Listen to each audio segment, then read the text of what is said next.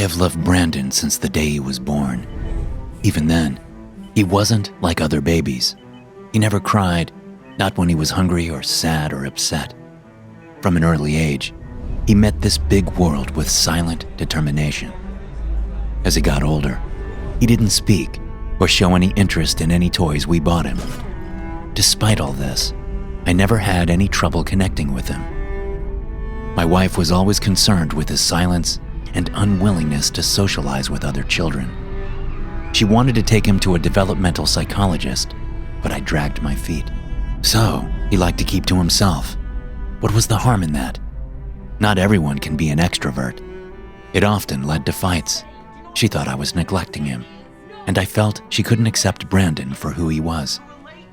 When Brandon turned 3, he found his favorite hobby: taking apart paper clips and twisting the metal into a loop at the top, then forming arms and legs into makeshift stick figures. He could spend hours of the day doing this, and it made watching him a breeze.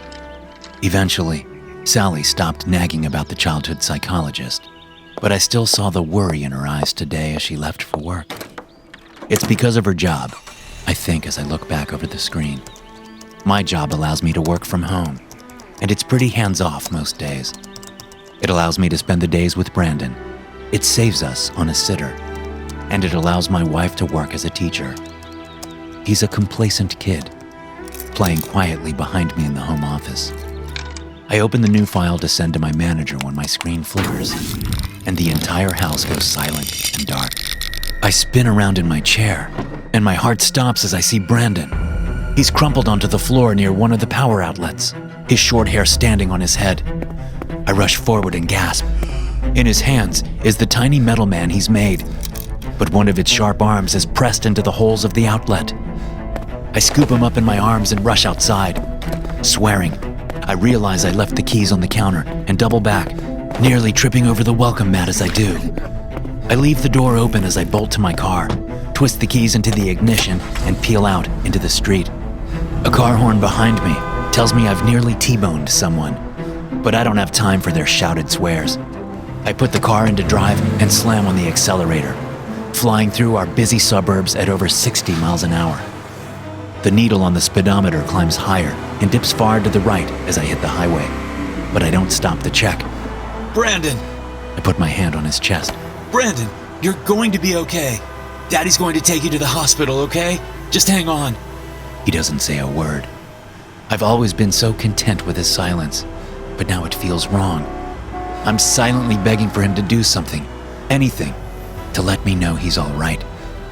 I speed through red lights, heedless of the chaos I'm leaving in my wake. Dimly, I become aware of blue and red lights in the background, but I don't dare stop, not with the hospital so close. I pull into the emergency room lane as 2 squad cars pull up behind me. Their looks of rage vanish as they see my son, crumpled in my arms as I rush inside. Help me! I scream at the top of my lungs. My son's been electrocuted! It's all a blur of images and sounds after that. Orderlies put Brandon on a stretcher and push him into a nearby area. I follow close behind, answering the questions from the nurses on reflex. I try to shove past them into the emergency room. When their gentle words aren't enough to stop me, one of the cops puts an arm on my shoulders. Hey, you did all you could, buddy. His arm lingers on my shoulder, solid and comforting. Let them work now, okay? I watch in mute horror through the doorway as they try to save my son. They place a pad over his chest before bringing out a pair of paddles. They set it on his chest, and I can't do anything as the shock makes Brandon's tiny body practically leap from the bed. They try this several more times until the doctor shakes his head. He looks at the clock, and the nurse jots the time on a clipboard. No! I crumble to the ground and feel something cut into my hand. I look down and see Brandon's tiny wireman pierced deep into my palm. I stare at the ceiling from my bed. I can't sleep nor feel anything but a deep sense of loss. That and the sting across my cheek from where Sally slapped me. Her words still ring in my ear, accusations of neglect, laying Brandon's death on my shoulders. I couldn't find the strength to yell back. She's right.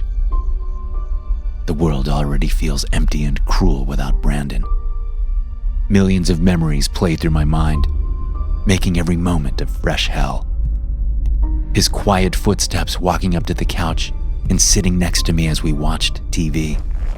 Picking him up and carrying him on my shoulders, still without sound. But his grin saying more than words ever could. My boy, my sweet, precious, innocent boy. I'm so sorry. My fingers twitched to caress the metal embedded in my flesh. I couldn't bring myself to remove it while at the hospital, or when I came home to find Sally hysterical and full of rage. It's all that I have left of my son. Yet, when I close my hand, I no longer feel the cold metal against my bleeding flesh. I bolt up for the first time in hours, making my head spin before reorienting myself. The metal man is gone. But how? I haven't moved in hours. I yank the sheets off the bed, stripping it bare to the mattress. But I still don't find anything. In a panic, I swoop through the room, knocking aside the nightstand, but it's not around the bed either. I pause, sure I heard something. It's a light tapping coming from downstairs. I walk through the dark hallways, not even bothering with the lights. The tapping is coming from my home office, and the glare is blinding as I flip the light switch. A litany of metal men line the floors. I rub my eyes. Sure, I'm mistaken at first, but no, I'm not. They're moving, scurrying across the floor and swarming toward my desk. Each of the metal stick figures is alive. There are dozens of them. They've already raided my stash of paper clips I kept for Brandon to play with. But now, they're seeking out the other metal, peeling it away from my desk as if it was nothing more than string cheese. As I stare and watch them work, I see one, tinted red from my dried blood. Their work is methodical yet familiar, working at the same pace as Brandon and just as silent. Just like Brandon. My heart swells as fresh tears fall from my eyes while I sink to the floor. It's impossible, but there's no other explanation. Somehow, my son's essence and soul was passed on to the metallic figure when he died. Or maybe that combined with my blood. An explanation doesn't matter. My son is alive! Hope launches me to my feet, and I rush upstairs, looking for my phone. There are dozens of missed calls from family and friends, no doubt checking on me after hearing the news. I scroll past them and open my contacts, going directly to Sally's number. It takes 3 tries before she finally picks up. Sally, honey, you've got to come home right now. The joy radiates from my voice, and I haven't felt this happy since bringing Brandon home from the hospital when he was born. I can't explain it over the phone, but it's a miracle. Brandon's okay. I nearly trip over the carpet as the doorbell finally rings. Opening the door, I greet Sally with a beaming smile that she refuses to match. Her face is still a contorted mix of rage, disgust, and sorrow. John, She says without stepping foot inside. I have the number of a good counselor. I think you should. I don't hear the rest of her words as I grab her wrist and drag her inside, shutting the door. She tries to pull away, but I keep my grip tight, laughing in pure joy as I lead her through the hall and into the living room. She pauses and stares at the tiny men as they work their way across the room. They had taken all the metal they could find in my office and moved into the living room, stripping metal from the chairs and appliances.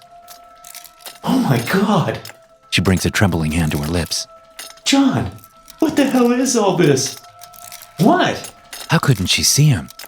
It's Brandon. She stares at me, her mouth open in shock. Turning from her, I watch one metal man finish the last leg of their newest member. It springs to life after completion and joins the others in creating more. Finally, after a long moment, Sally steps in front of me, obscuring my view. John, look at me. Brandon is dead. No, he's not. I mean, yes, but... I run my hands through my hair. Why can't she see this for the miracle it is?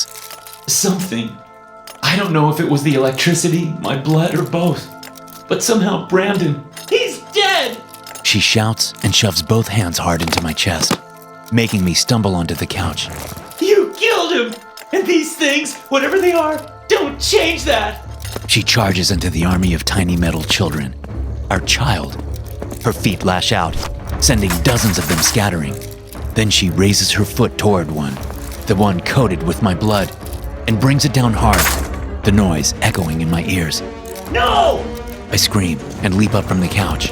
Wrapping my arms around her, I tackled her to the floor. My hands are at her throat, and they close tight. John! Her voice is raspy and weak. Please stop! You're hurting me! Her words make me falter. In all our years of marriage, I never raised a hand against Sally. There had been fights, but they had never been physical. Not until the other day. This is the woman I love. How can I hurt her? Brandon. I lost him once. I can't go through that again. Sally never physically hurt Brandon before, but if she had, like she just did, what would I have done? I would stop her. It's what any good father would do. Resolve tightens my grip around her throat. I hold on tight as she flails her hands against me, leaving cuts along my face. But I don't let go. If I let go, she'll hurt Brandon. So, I keep my hands bound tight around her throat and don't let go, not even after her body finally stops struggling beneath me. I stand, too afraid to look at Brandon. She destroyed the one that had been smeared in my blood. Would that make them all stop? To my relief, though, they're still here and still moving, momentarily distracted by Sally's attack, but now hard at work once more. They swarmed over her body, stripping away the wedding band on her finger to make more metal men. Brandon has gotten so big.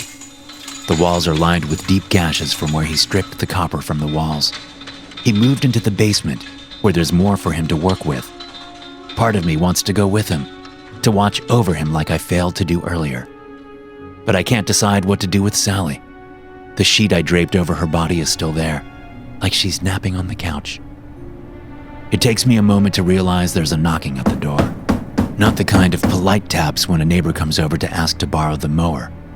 They're hard and urgent, and only increase in frequency and strength as I climb from the couch. 2 police officers stand in front of me after I open the door. I squint against the sun. It's been days since I've been outside, but one looks familiar. He's the one from the hospital that put his arm on my shoulder when the doctors failed to save Brandon before his resurrection. Mr. Frakes, He nods to me. the hospital has been calling. They want to know what you want to do with the body. Oh, that. They exchange a glance at each other, one cop sniffling and recoiling. That won't be necessary. They exchanged looks. Your mother-in-law has been calling too. No one has seen your wife for a couple of days. Is she here? No. The denial comes out too fast. No one's here. Just me and Brandon. That's definitely the wrong thing to say. The other cop sniffs again, while the one speaking drifts his hand slowly toward his gun. Mr. Frakes, do you mind if we come inside for a moment? I slam the door, but I'm too slow.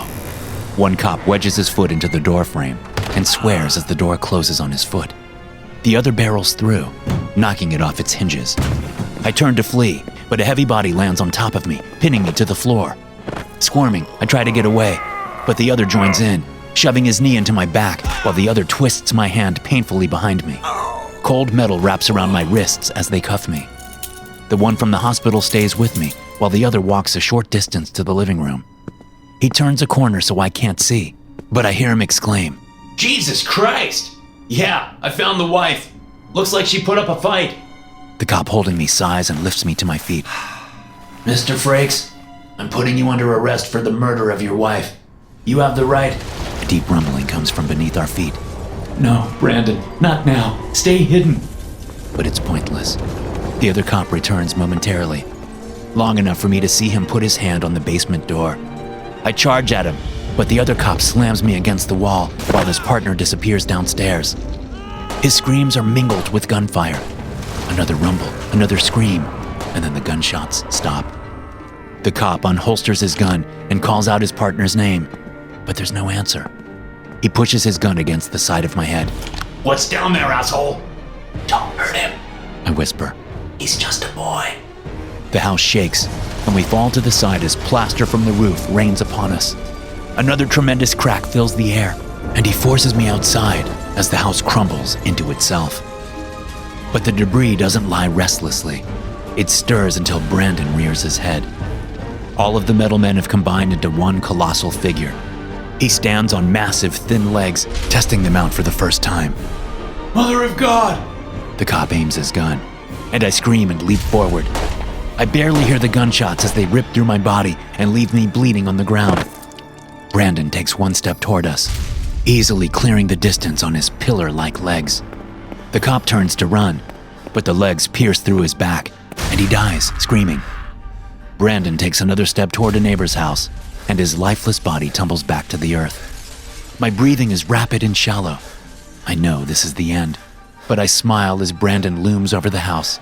The neighbor's screams rip through the air as Brandon sticks his thin, sharp arms through the house, pulling out more metal to make a new playmate. My smile grows wider. I'm dying. I know this, but Brandon can look after himself now. I've done what I had to do. The pride won't diminish in my heart, even as it slows. That's my boy. I close my eyes. SCP-068 is a wire stick figure, 9.8 centimeters tall, made of an unknown metal. The figure is composed of a simple wire looping back to the center. The wire itself appears to have been bent numerous times in multiple places. When an electric current is introduced to SCP-068, it becomes animate, moving about on its own. SCP-068's joints are where a normal human being's would be. Once activated, SCP-068 begins to search for any metallic material. Once metal has been found, SCP-068 will begin to knead it and pull a thin strip of metal off. SCP-068 will then construct another figure similar to itself. The newly created figure will begin to knead the remaining metal alongside the original, creating new figures, which in turn produce more replicas. SCP-068 will move on to its next stage after one of two requirements are met. The first is when there are no more metals in range with enough mass to produce another figure. The other is when an upper limit of 102 replicas are created. When either of these events occur, all figures will converge at one location and begin forming themselves into as big a figure as possible. SCP-068 will then begin to search for metals again, attempting to create more figures, only scaled up to whatever size 68 is currently at. If 68 is not at the maximum size limit after this, it will continue to create and add more figures to itself until the limit is reached. SCP-068 is capable of kneading and manipulating any metal presented to it, regardless of properties. It also appears to be impervious to any attempts to damage or destroy it. Copies of SCP-068, however, have the same properties and vulnerabilities as whatever metal they were constructed from. SCP-068 can detect metals hidden from view through an as of yet unknown process. While 68 will not attempt to reach metals that are too difficult to get to, it will tear through anything that is soft enough for its limbs to penetrate. What it considers soft enough changes depending on what 68 is shaped from at the time. Hey guys, thanks for listening. Be sure to subscribe to the podcast for more SCP stories like this one. You can also check out some more episodes from the SCP Experience podcast here. I'll see you in the next one.